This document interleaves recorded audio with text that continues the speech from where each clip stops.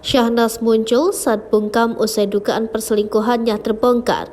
Foto bareng kru sinetron.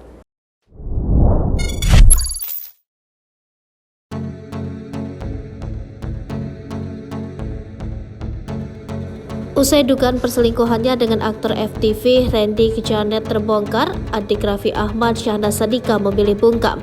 Meski demikian, di tengah bungkamnya Syahnas usai dugaan perselingkuhannya terungkap, ia tampak beraktivitas seperti biasanya. Syahnas terlihat masih terlibat syuting sinetron Kesetiaan Janji Cinta yang tayang di RCTI.